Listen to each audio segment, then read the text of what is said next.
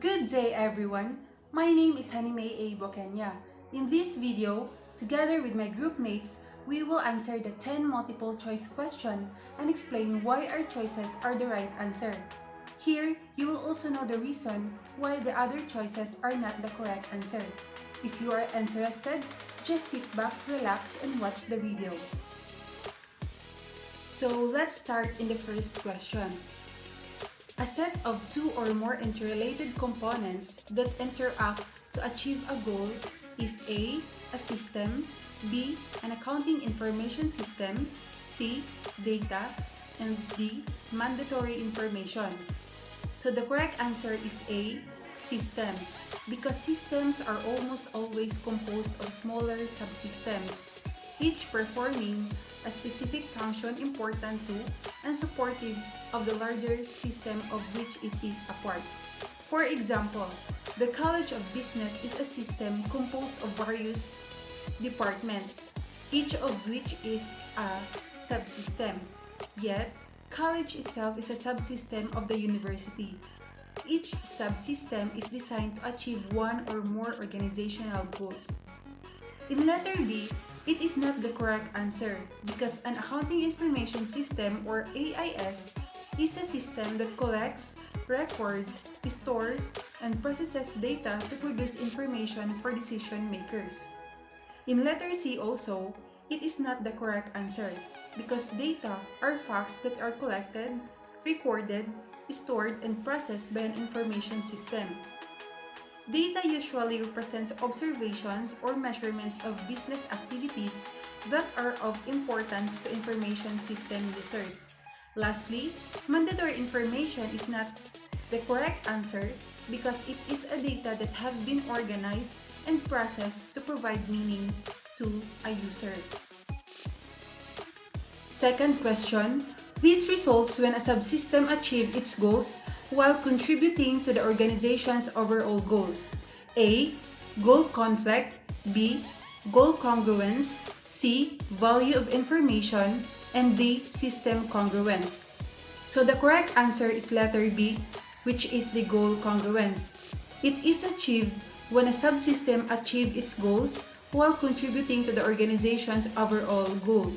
Subsystems should maximize organizational goals even if subsystem goals are not maximized. The larger the organization and the more complicated the system, the more difficult it is to achieve goal congruence. In letter A, which is the goal conflict, occurs when a decision or action of a subsystem is inconsistent with another subsystem or the system as a whole. Also, the value of information is not the correct answer because users typically need information to make decisions or to improve the decision-making process.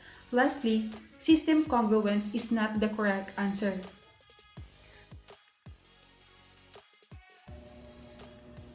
Answer number 3 is a decision or action of a subsystem is inconsistent with the system as a whole. Each subsystem is designed to achieve one or more organizational goals. When the system consists is used in system development, changes in subsystem cannot be made without considering the effect on other subsystem and the system as a whole. Goal conflicts occurs when a decision or action of subsystem is inconsistent with another subsystem. Letter B is a wrong answer because this is a goal congruence that achieved when a subsystem achieve its goals while contributing to the organization overall goals. As well as letter C and D, it does not relate to the goal conflict concept. In question number 4, B is the correct answer. Data, because data usually represent observation or measurement of business activities that are of importance to information system users.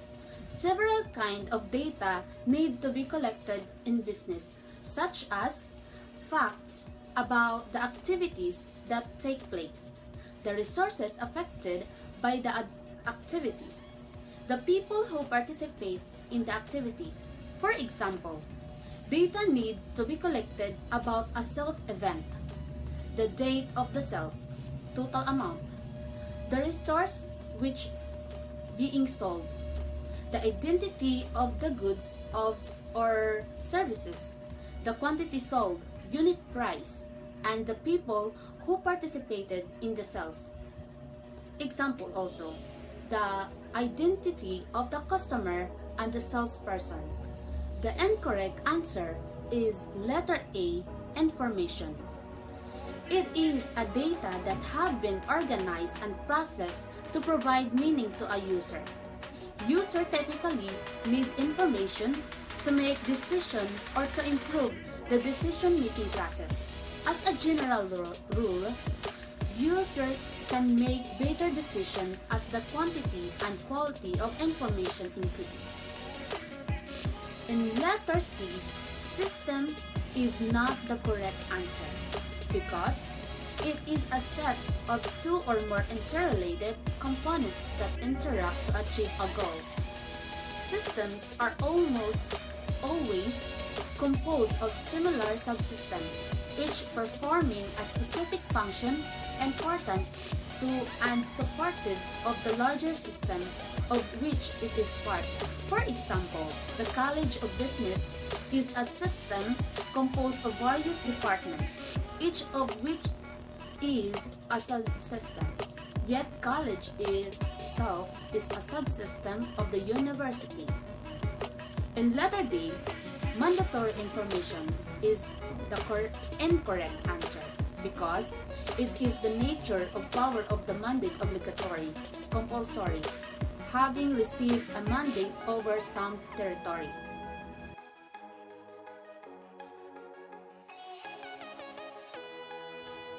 So the correct answer is letter D.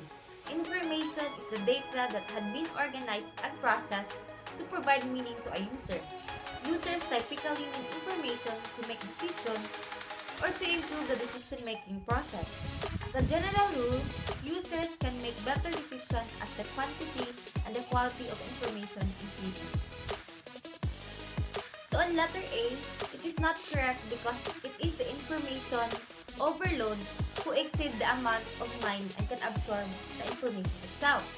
In letter B, it can be the volume information but not the information is the benefit produced by the information minus the cost of producing it. In letter C, it is wrong because it is the data, not the information, are facts that are collected, recorded, stored, and processed by an information system.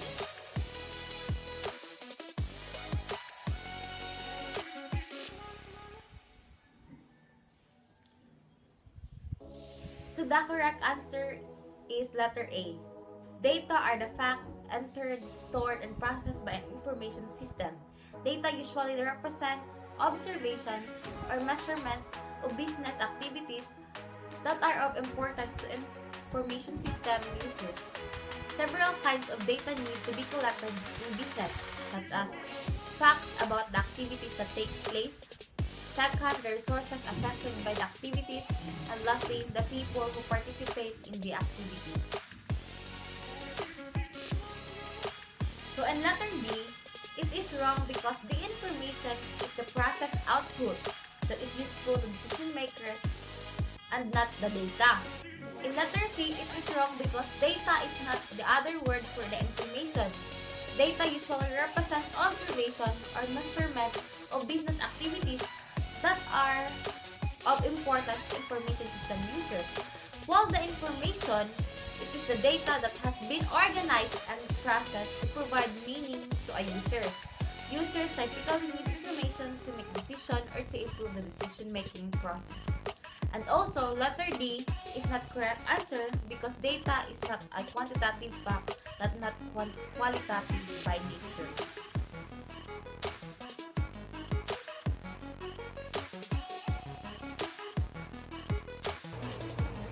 The correct answer is letter B. The information is the primary output of an AIS because this statement shows the contrast between data and information. An AIS also simplifies the process of reporting information to people outside of the organization when necessary. In letter A, it is not correct because data is the output of an AIS. It is not the contrast between the two, the data and information. In letter C, data is more useful in decision making than information. It improves data quality, leads to better decision making across an organization.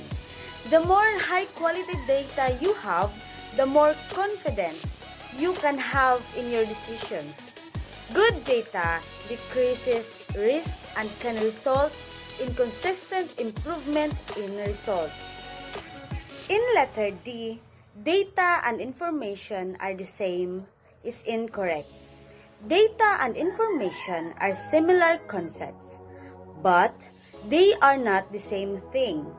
The main difference between data and information is that data are a part and information is the whole.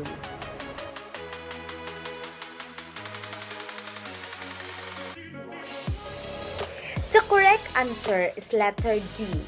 Information is the data that has been organized and processed so that it is meaningful.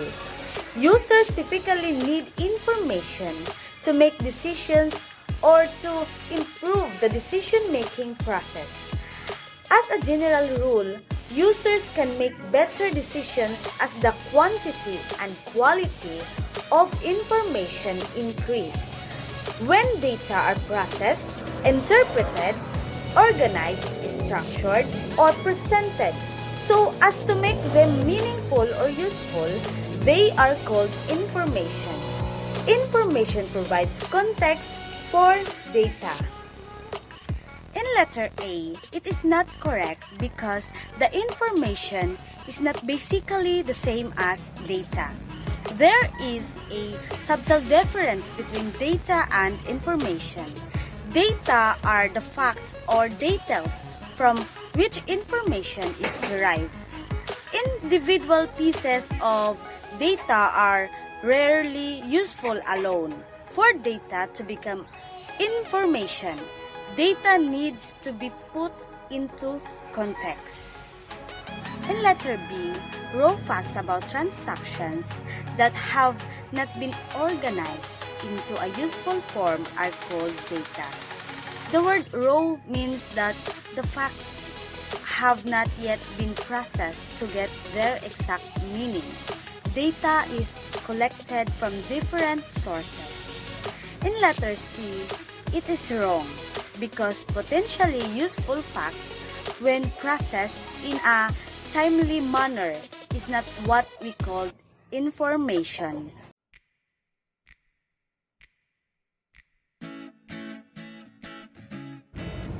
The correct answer is letter A.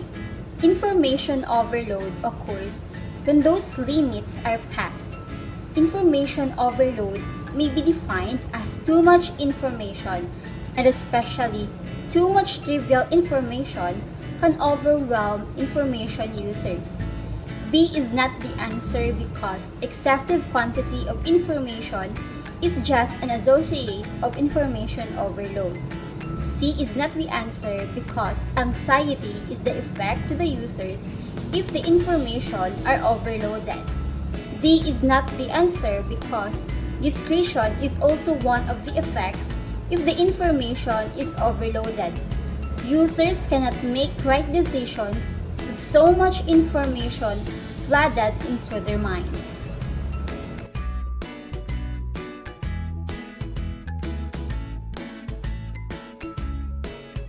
The correct answer is letter B.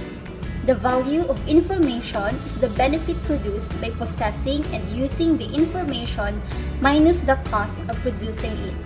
The major benefits of information are a reduction of uncertainty, improved decisions, and a better ability to plan and schedule activities. A is not the answer because not all information are useful for decision makers, but the benefits of information can improve decisions. C is not the answer because information are mostly relevant, but it does not define what value of information is. D is not also the answer because it does not maximize the value chain, but instead it should be calculated as effectively as possible so information is not produced whose cost exceeds its benefits. That ends our video presentation. Thank you for listening.